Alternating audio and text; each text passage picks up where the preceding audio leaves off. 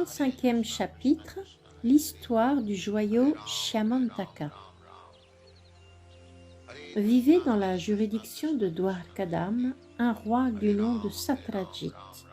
Grand adorateur du déva du soleil, il avait obtenu de lui, en signe de bénédiction, un joyau appelé Shyamantaka, lequel fut plus tard l'origine d'une mésentente entre le roi et la dynastie Yadu. Mésentente qui s'apaisa lorsque Satrajit offrit de bon gré à Krishna, sa fille, Satyabhama, ainsi que le Shyamantaka. À l'histoire du joyau Shyamantaka se rattache celle du second mariage de Krishna avec Jambavati, fille de Jambavan. Les deux mariages eurent lieu avant l'apparition de Pradyumna, décrite dans le chapitre précédent. Voici comment le roi Satrajit offensa la dynastie Yadu et comment il retrouva ensuite la raison, offrant à Krishna sa fille et le joyau Shyamantaka. Grand adorateur du déva du soleil, le roi Satrajit s'était donc peu à peu lié à lui d'une amitié fort intime. Le déva du soleil, satisfait de cette amitié, lui fit don d'un joyau exceptionnel, le Shyamantaka. Porté en médaillon au bout d'un collier, le joyau donnait à Satrajit l'apparence exacte du déva du soleil. Et c'est ainsi paré qu'il pénétra dans la ville de Dwarka. Tous pensèrent en le voyant que le déva du soleil était venu rendre visite à Krishna. Ils n'ignoraient pas que Krishna, Dieu la personne suprême, recevait parfois la visite de dévas. Aussi tous, sauf Krishna, furent-ils trompés. Tous connaissaient le roi Satrajit, mais nul ne pouvait le reconnaître sous l'éblouissante radiance du Shyamantaka. Un jour donc, certains citoyens importants de Dwarka se rendirent auprès de Krishna, lui annoncer que le déva du soleil arrivait pour le voir. Krishna jouait aux échecs. « Ô cher Seigneur, ô Narayan !» s'exclama l'un d'eux, « tu es la personne suprême, toi qui as dans ton émanation plénière de Narayan ou Vishnu 4 bras portant les symboles, la conque, le disque, la masse et la fleur de lotus. En vérité, tout t'appartient, mais bien que tu sois Dieu la personne suprême, Narayan, tu es descendu à Vrindavan pour agir comme l'enfant de Yashodamata. Parfois, elle te liait avec des cordes, et ce divertissement te valut d'être célébré sous le nom de Damodar. Que Krishna soit Dieu la personne suprême, Narayan, comme le reconnaissaient les citoyens de Dwarka, cela fut plus tard confirmé par le grand chef de l'école philosophique Mayavada, Shankaracharya. En concevant le Seigneur comme impersonnel, il n'a pas rejeté pour autant sa forme personnelle. Shankar pensait que tout ce qui possède en ce monde une forme est sujet à la création, au maintien et à l'annihilation, et que le Seigneur Narayan ne peut donc posséder de forme d'ici, toute de l'imitation. Pour convaincre les gens de peu d'intelligence, ceux qui tiennent Krishna pour un homme ordinaire, Shankaracharya enseigna donc que Dieu est impersonnel. Mais impersonnel dans ce cas signifie seulement qu'il n'est point une personne soumise à la condition matérielle.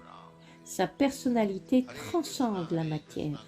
Il n'est pas doté d'un corps matériel.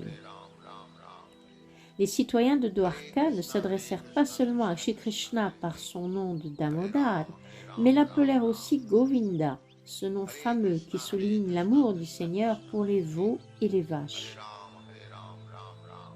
Afin de remémorer le lien intime qui les unissait à lui, ils l'appelèrent ensuite Yadunandana. Krishna est le fils de Vasudev, né au sein de la dynastie Yadu. Après l'avoir invoqué par ces différents noms, les citoyens de Dwarka conclurent en constatant qu'il s'adressait à Krishna comme au maître suprême de l'univers tout entier. Fier il l'était d'habiter Dwarka, d'être chaque jour béni de la vision du Seigneur. Lorsque Satrajit avait passé les portes de Dwarka, les habitants avaient ressenti un grand orgueil à la pensée que, Si Krishna vivait dans leur ville comme un homme ordinaire, les Devas n'en manquaient pas moins de venir l'honorer. Ils vinrent donc informer Shri Krishna que le Deva du soleil, entouré d'une radiance fascinante, était venu le rencontrer. Il confirmait ainsi que voir le Deva du soleil à Dwarka n'avait rien qui pût émerveiller, puisque tous les êtres qui dans l'univers recherchaient Dieu, la personne suprême, savaient qu'il était apparu dans la famille de Yadu et qu'il vivait à Dwarka comme l'un de ses membres. Les citoyens exprimèrent toute la joie que leur procurait cette occasion. Après les avoir écoutés, le Seigneur suprême et omniprésent Shri Krishna sourit. Les citoyens de Dwarka l'avaient satisfait. À son tour, il leur apprit que celui qu'il décrivait comme le Deva du soleil était en réalité le roi Satrajit, venu dans la ville de Dwarka pour faire étalage de son opulence qui lui venait d'un joyau très précieux donné par le Deva du soleil. Mais Satrajit, lui, négligea de rendre visite à Krishna. Il était bien trop occupé par le joyau Shemantaka. Il l'installa dans un temple et engagea des brahmanas afin qu'ils lui rendirent un culte. Bel exemple de l'aveuglement d'un homme vouant son adoration à l'objet matériel. La Bhagavad Gita enseigne que les êtres de médiocre intelligence adorent les devas créés en cet univers afin d'obtenir des fruits immédiats pour leurs actes intéressés. Le mot matérialiste désigne précisément l'homme tourné vers les plaisirs sensuels, vers les plaisirs de ce monde. Plus tard, Krishna demandera le joyau Shemantaka au roi Satrajit, qui le lui refusera. Pour le moment, voici le joyau installé et adoré par Satrajit, qui lui demande de favoriser ses désirs. Et qui donc n'aurait point rendu un culte à ce joyau. Le Shemantaka avait le pouvoir peu commun de produire chaque jour une énorme quantité d'or. L'or se mesure en bhara. Selon les mesures védiques, un bhara vaut 16 livres d'or. Le Shemantaka produisait environ 170 livres d'or par jour. Mais il y a plus. Les écrits védiques nous apprennent que là où l'on rend un culte à ce joyau, on ne saurait connaître la famine, et que sa présence éloigne toute pestilence, toute maladie, tout événement de noir augure. Shri Krishna désirait enseigner au monde que le meilleur de chaque chose doit être offert à celui qui règne sur le pays. Le roi régnant se trouvait être alors Ugrasena, suzerain de nombreuses dynasties et grand-père de Krishna, lequel demanda à Satrajit de lui faire don du joyau Shemantaka. Mais Satrajit, adorateur des Devas, était devenu par trop matérialiste, et au lieu d'accéder à la requête de Krishna, trouva plus sage de rendre un culte au joyau pour obtenir chaque jour ses 170 livres d'or. Un matérialiste qui se trouve à même d'obtenir chaque jour d'aussi grandes quantités d'or ne portera nul intérêt à la conscience de Krishna. C'est pourquoi il arrive que Krishna, pour lui montrer une faveur spéciale, lui retire ses immenses richesses accumulées au long des ans et la transforme ainsi en grand dévot de sa personne. Satrajit, quant à lui, refusa d'obéir à Krishna et se réserva la possession. Quelque temps après cet incident, Prasena, le jeune frère de Satrajit, pour faire étalage de l'opulence où se trouvait sa famille, s'empara du joyau, le fit pendre à son cou et montant à cheval se rendit dans la forêt. Il s'y pavanait ici et là quand un énorme lion l'attaqua, tua le cheval et son cavalier et emporta le joyau dans son anse. La chose parvint à l'oreille de Jambavan, le roi gorille, qui à son tour mit à mort le lion et s'empara du joyau. Jambavan, grand dévot du Seigneur depuis le temps de Sri Ramachandra, n'était pas âme à tenir le précieux joyau pour un objet de grande utilité. Il le donna à son jeune fils en guise de jouet. Lorsque Satrajit, à Dwarka, s'aperçut que son jeune frère Prasena n'était point de retour, il entra dans une grande colère. Ignorant sa mort, il crut que Krishna, désirant toujours le joyau qu'il n'avait pas obtenu, l'avait arraché de force des mains de Prasena après l'avoir fait périr. et en répandit la rumeur par toute la ville. Ces faux bruits gagnèrent partout comme un feu sauvage. Krishna, qui goûtait peu ces sortes de calomnies, décida de se rendre lui-même dans la forêt et de retrouver le joyeux Shyamantaka. Il prendrait avec lui quelques habitants de Dwarka. Suivi de notables de la ville, Krishna partit donc à la recherche de Prasena. Il trouva le cadavre du frère de Satyajit tué par le lion, puis le cadavre du lion tué par Jambavan, qui porte généralement le nom de Riksha. On vit que le lion avait été mis à mort des mains de Riksha sans l'aide d'aucune arme. Krishna et les citoyens de Dwarka découvrirent ensuite dans la forêt l'entrée d'un grand tunnel dont on disait qu'il menait à la demeure de Riksha. Krishna n'ignorait pas que les habitants de Dwarka s'effraieraient à l'idée d'entrer dans le tunnel obscur. Il leur demanda de rester au dehors et y pénétra seul. Arrivé à l'autre bout de ce tunnel, Krishna vit le fils de Riksha jouant avec le très précieux Shyamantaka. Il voulut s'en saisir, mais lorsque la nourrice qui veillait sur l'enfant vit Krishna debout devant elle, une terreur la prit à la pensée du joyau, et elle se mit à crier de toutes ses forces. Au cri de la nourrice, Jambavan, en grand courroux, parut sur la scène. Il était en vérité un dévot de Shri Krishna, mais sa colère l'empêcha de reconnaître son maître. Il le prit pour un homme ordinaire. Voilà qui ranime en notre esprit l'enseignement de la Bhagavad Gita, et particulièrement ce conseil donné par le Seigneur à Arjuna. Affranchis-toi de la colère, de l'avidité et de la concupiscence, afin de t'élever au niveau spirituel. Concupiscence, colère et avidité sillonnent le cœur de leurs lignes parallèles et freinent tout progrès sur la voie spirituelle. Jambavan, qui n'avait donc pas reconnu son maître, le défia au combat. Une lutte acharnée s'ensuivit. On aurait dit deux vautours se disputant un cadavre. Krishna et Jambavan combattirent d'abord avec des armes, puis des pierres, puis des grands arbres.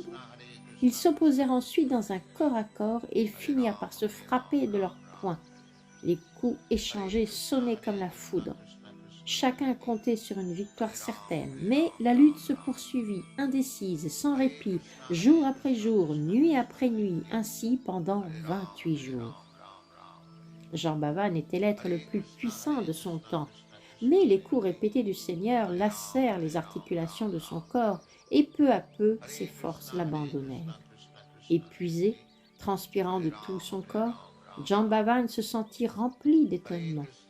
Qui donc était ce combattant pour le défaire ainsi? Il savait sa propre puissance surhumaine, mais quand il sentit les coups de Krishna l'accabler de fatigue, il comprit enfin que l'adversaire qu'il combattait n'était autre que son Seigneur adoré, nul autre que Dieu, la personne suprême. Cet épisode pour les Bhaktas est spécialement chargé de sens. Au premier temps de la lutte, Jambavan, parce que sa vision se trouvait obscurcie par l'attachement à la matière, n'a pu voir Krishna.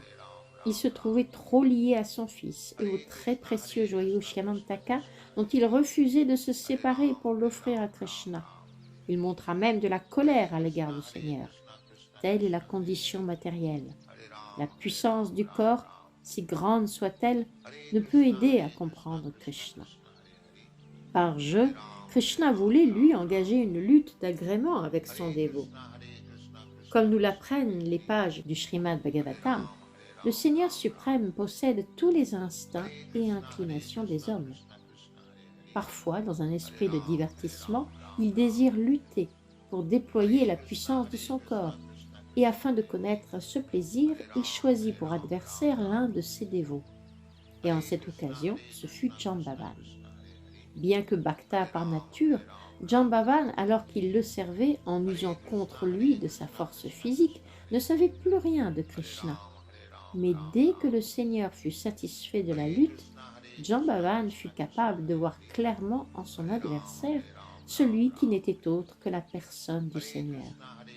Concluons donc que c'est à travers son service à Krishna qu'il put le comprendre. Voici quelles furent alors les paroles de Jambavan.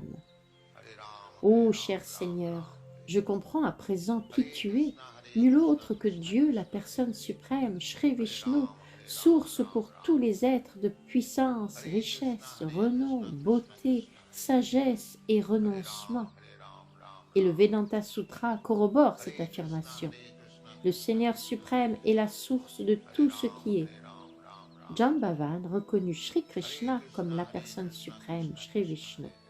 Ô Seigneur, de ceux qui créent dans l'univers, tu es le Créateur. Cette affirmation a une forte valeur d'enseignement pour l'homme du commun, qui s'émerveille facilement devant les prouesses de ceux que la nature a dotés d'un cerveau exceptionnel. On admire et on s'étonne devant les théories et les inventions d'un grand savant, mais écoutons plutôt Jambavan quand il affirme que celui qui crée des merveilles a d'abord été créé par Krishna. Non seulement il a créé un savant, mais des millions et des milliards partout dans l'univers. Jambavan poursuivit. Non seulement tu es le créateur des prétendus créateurs, mais également celui des éléments matériels qu'il manipule. Les hommes de science font usage des éléments physiques et des lois de la nature matérielle afin d'arriver à leur fin, quelque merveilleuse qu'elle soit.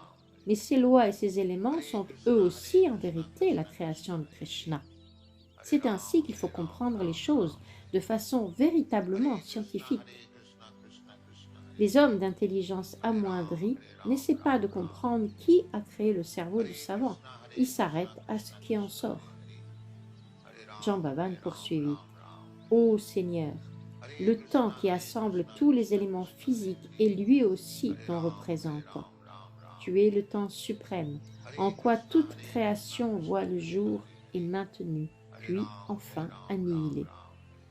Et font partie de toi non seulement les éléments physiques, mais aussi les personnes qui les manipulent, ainsi que le temps.